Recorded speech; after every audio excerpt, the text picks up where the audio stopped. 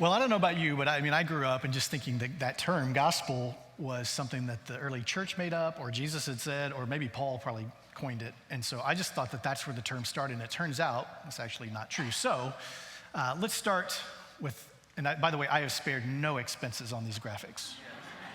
This is the finest you'll see. All right, let's start with our friend Julius Caesar. Everybody remembers Julius Caesar, right? He's kind of the big man in Rome. But something happens kind of later in his life where they decide that they're going to give him, the Senate is going to give him this title, Dictator Perpetua, which is to say, you're going to be the dictator of Rome in perpetuity, like forever.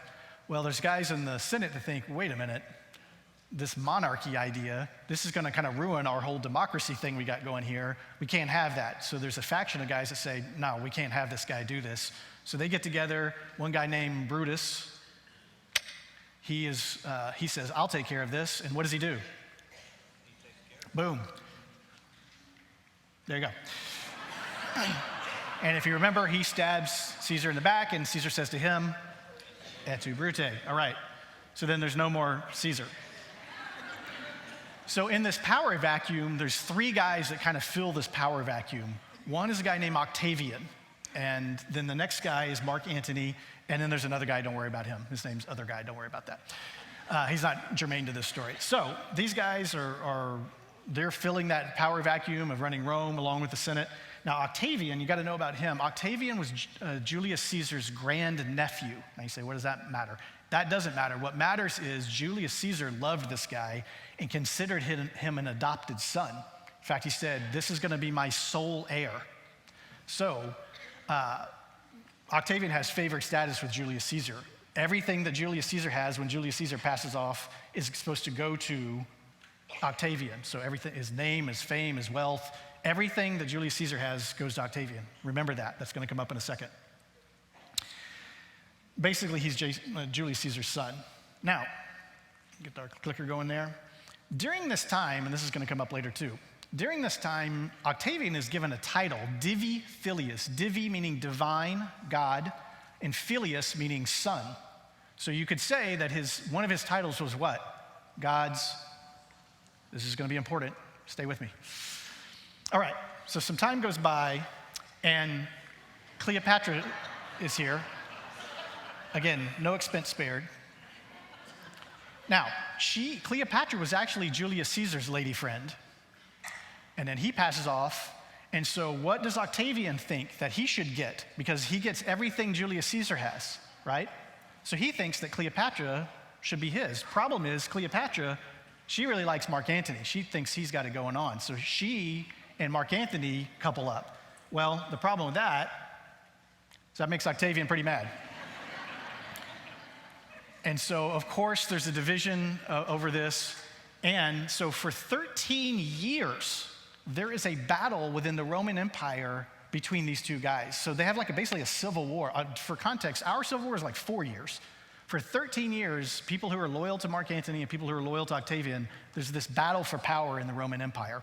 And then off the coast of a city called Actium, out in the sea, there's actually a naval battle, and Octavian's guys win that battle.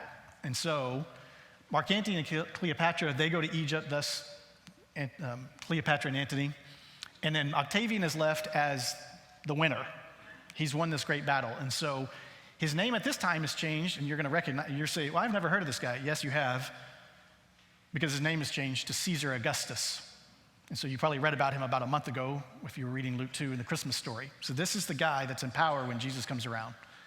Now, that title, Caesar Augustus, connotes deity.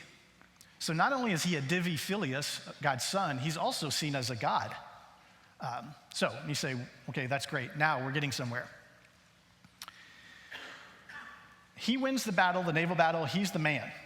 Now he does not immediately go to Rome and take over. What he's got to do is take 2 years and go around the whole Roman Empire. And whenever there's a transition in power back in those days, and then certainly before that, that was not like from dad to son, you've got to go around and you've got to stamp out everybody who's loyal to the previous dude, or could be, because you don't want an uprising, you don't want revenge, you don't want all that, so you go through and you wipe out everybody. So for 2 years, he's got to go around the Roman Empire and do that before he goes to Rome. During that time, the Roman Empire sends out heralds And so, it's not like back in the day you looked on your phone and on your newsfeed, oh, Octavian won. That didn't happen. So how did you even know what was going on and who your ruler was in the empire? This guy would come to your town and he would herald a message, okay? Now, this is cuckoo crazy what I'm about to show you. There's our herald. Uh-oh, where's our message? No, there he is. Let's just read this together. It says, not read it with me, I'm going to read it to you. The providence, the God, which has ordered the whole of our life, showing zeal and concern, this big God who's ordered our life and he cares about us, has ordained the most perfect consummation for human life. He has sent us a perfect human by giving it to this person, by filling him with virtue, he's a good guy, for doing the work of a benefactor among men. He blesses all men. And by sending in him, as it were, a what? Savior for us and those who come after us to make wars to cease and to create peace everywhere. Who does this sound like? In fact, this is found on a tablet a couple years before the birth of Christ, and it's about Caesar Augustus, Octavian. Okay?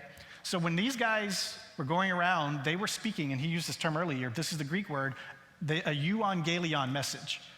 These guys, when they went to your town, they said, hey, I've got a message of good news, a gospel message for you. And in this case, what they're saying is, this is about Caesar Augustus, all right? Now, what was the content of this euangelion message? Well, the first thing is that something has happened. A great victory has been won. So in Caesar's case, it was that Octavian beat down Mark Antony, okay? The next content of that message would have been, and something glorious, therefore, down the road in the future is going to happen. We're going to have this new ruler. He's going to be this benevolent guy. There's going to be peace everywhere. It's going to be awesome. So we had a great victory. Something has happened. Something awesome is going to happen. And then in this interim time, the things that are going on right now in this interim time, they're different as a result. This should affect how you live differently. Now, what I didn't put up there, the kind of wink of this message would have been, you probably need to get along with the new ruler and get on board, because if you don't, that's going to go like bad for you. So this was the message, this gospel message that you would have heard in your town. So when we talk about the gospel, when Paul comes along, he is just taking this term, this idea that everybody already has in their head, that a great victory has been won. There's going to be this unbelievable future, and in the interim, it needs to change how we live right now. And that is the context that he's bringing the gospel. When he says the gospel of Jesus Christ, everybody listening to that would have thought, oh, I know this message. And so that's the context of the message, of the word gospel. All right?